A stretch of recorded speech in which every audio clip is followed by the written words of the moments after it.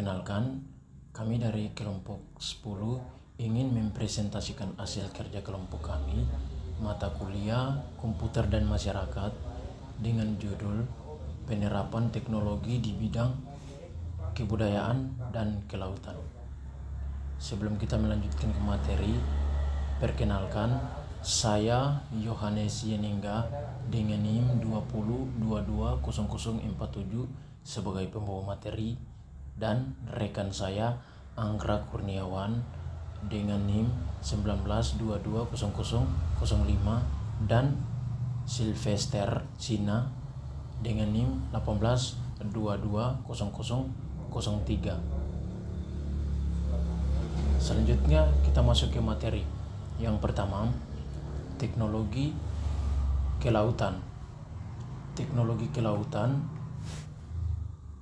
dan ilmu kelautan adalah suatu sarana yang dapat membantu dan menjaga laut Indonesia.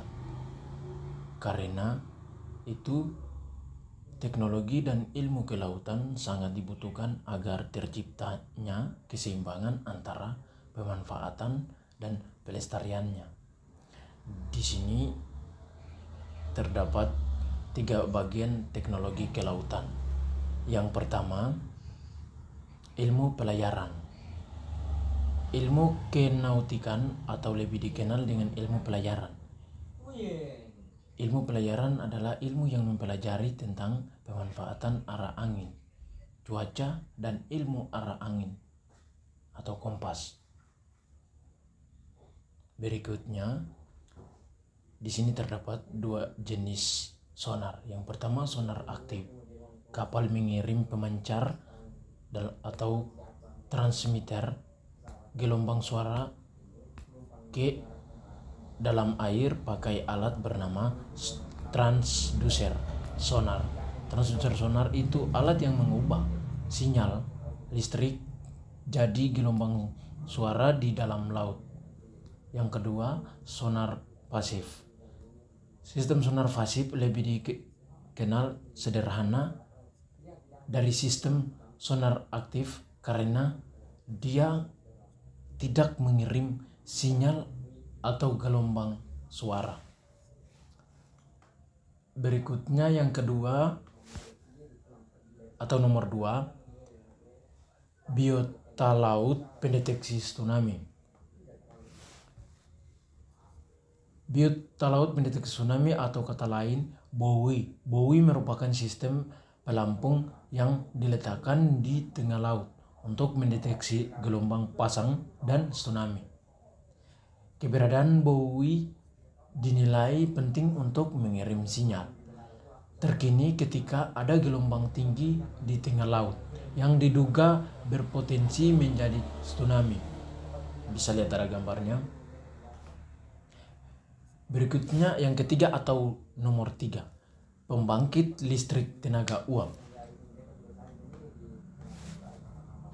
Pembangkit listrik tenaga uap atau PTLU. Pembangkit listrik tenaga uap adalah pembangkit yang mengandalkan energi kinetik dari uap untuk menghasilkan energi kinetik. Bentuk utama dari pembangkit listrik jenis ini adalah generator yang seporos dengan turbin yang digerakkan oleh tenaga kinetik dari uap panas atau kering.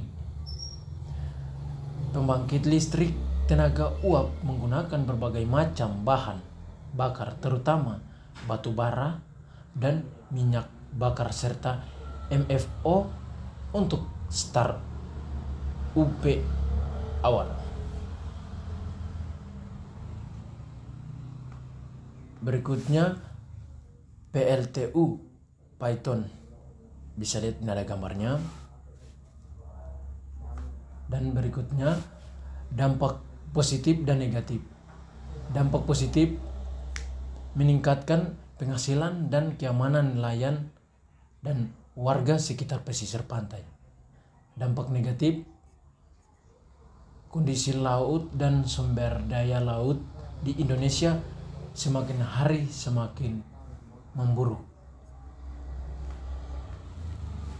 Sekian dan terima kasih.